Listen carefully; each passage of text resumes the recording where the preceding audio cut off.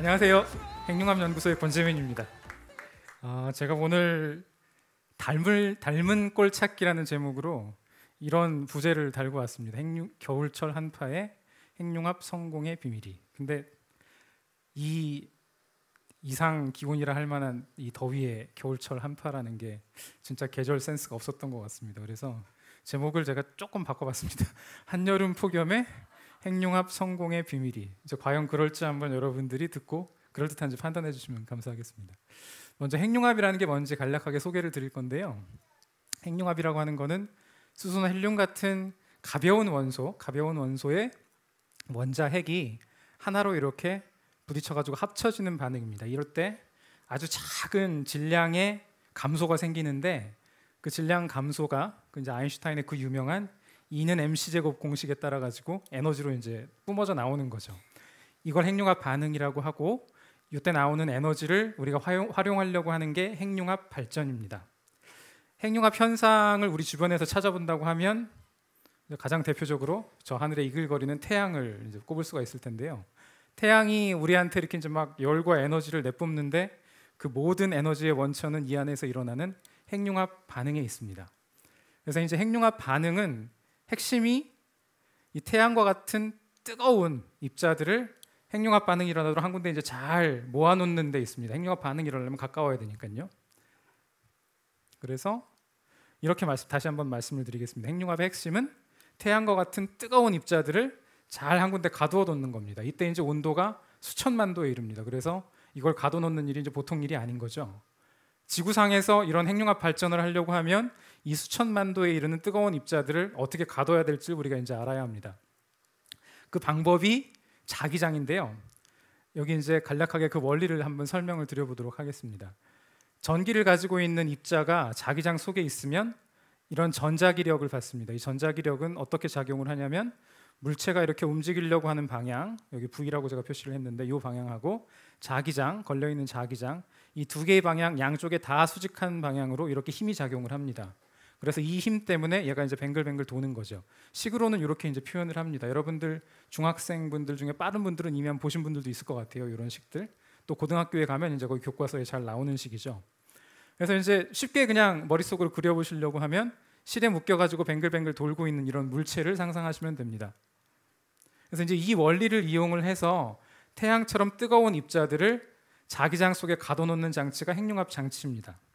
이렇게 자기장에 걸려 있으면 뜨거운 입자들이 뱅글뱅글 돌면서 도망가지 못하고 자기장 주위를 계속해서 이제 회전하게 되는 거죠. 그럼 우리가 이제 할 일은 이 자기장을 끝과 끝을 붙여가지고 도넛 모양으로 만드는 겁니다.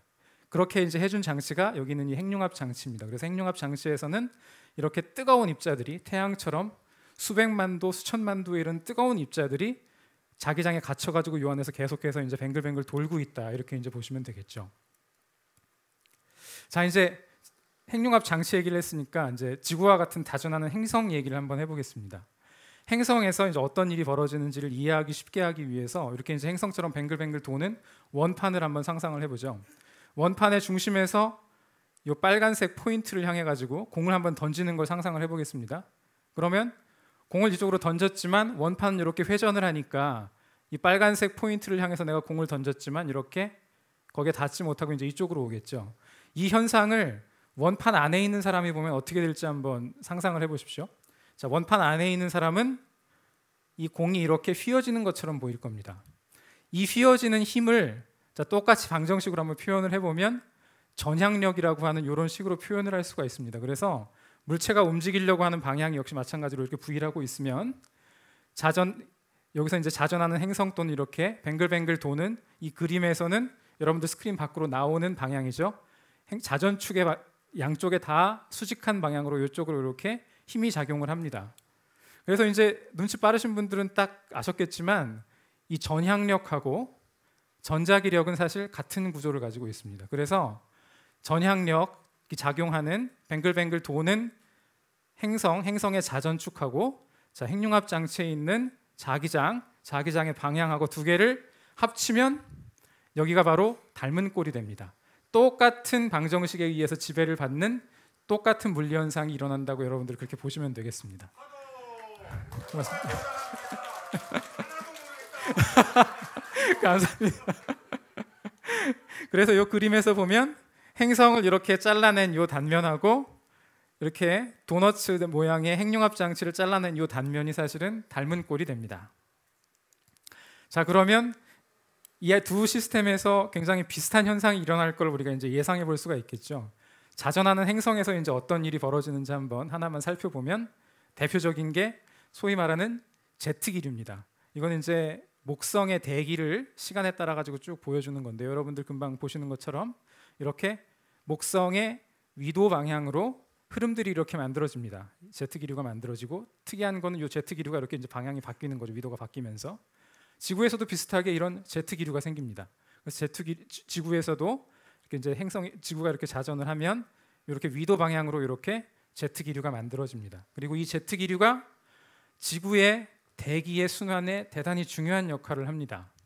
예를 들어서 이 제트 기류가 이제 북극 쪽에 있는 이 제트 기류가 기본적으로는 북극 근처에 있는 차가운 공기를 여기에만 머물게 하고 이 밖으로 내려오지 못하게 막아두는, 가둬두는 역할을 합니다.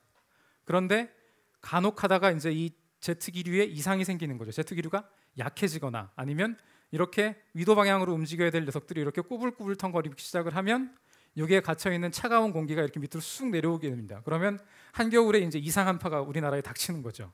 마찬가지입니다.